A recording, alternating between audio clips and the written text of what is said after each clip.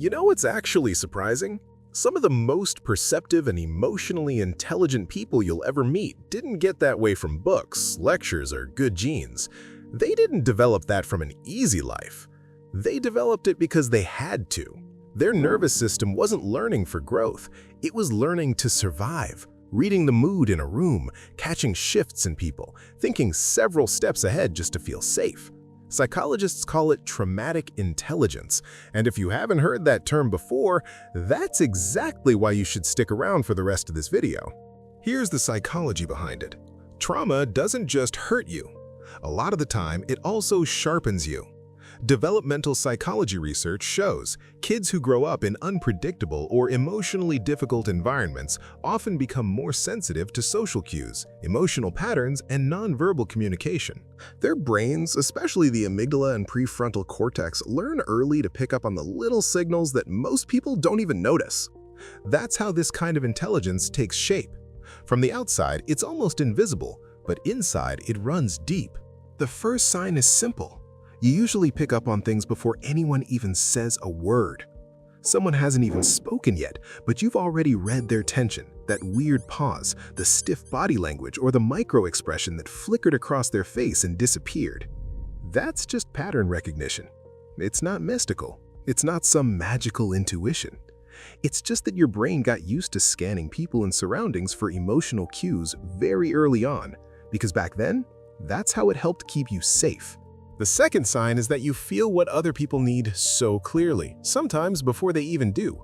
You see when someone's struggling, even if they calmly say, "No, I'm fine." You catch the shift in them before they've even realized it themselves. Psychologists call it hyperempathy. It often develops in people who grew up in places where they constantly had to read the emotions of their parents, caregivers, or family members. You didn't learn to be that tuned in for nothing. Back then, your environment demanded it. Third, you're unusually good at solving problems, especially under pressure. While other people freeze up, you quickly piece things together, adjust, and figure out a move. You don't freeze, you adapt. And here, your nervous system creates a really interesting effect.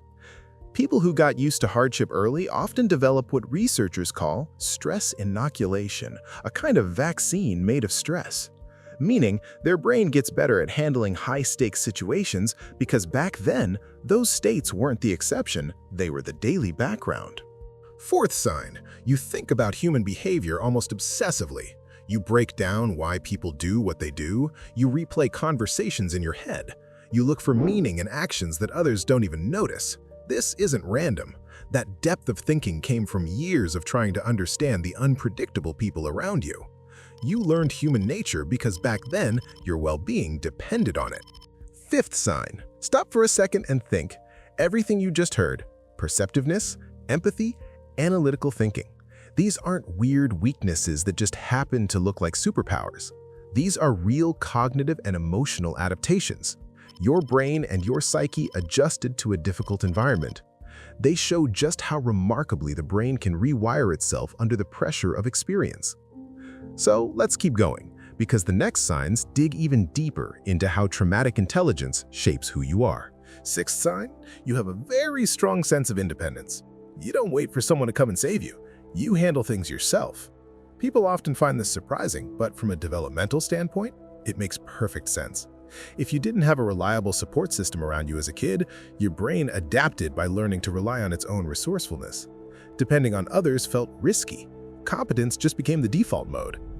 Seventh sign, you genuinely feel everything more intensely than most people. Music hits you differently. Injustice gets under your skin on a cellular level, and a random act of kindness from a stranger can move you way more deeply than anyone on the outside would guess. This emotional depth is a trademark of traumatic intelligence. Your amygdala, which processes emotional experience, becomes highly sensitive because it was activated so often early in life. Your brain reacts more strongly to emotions because it got used to being on alert. The result? A person who doesn't just look at the world, they feel it on a frequency that most people simply don't reach. Eighth sign, trust doesn't come easy for you. But when you do trust someone, you go all in. Your bar for trust is just higher than average, and that's not cynicism, it's a calibrated response. Cognitive psychologists call this adaptive skepticism. Your brain learned early that not every sign of safety was real, so it built its own filters. Yeah, sometimes those filters keep people out, but because of them, the connections you do form tend to be honest, meaningful, and unusually solid. Ninth sign: resting is hard for you. Slowing down doesn't feel like peace. It feels uneasy, almost dangerous. When things get quiet, your mind starts turning inward, and it's not always gentle.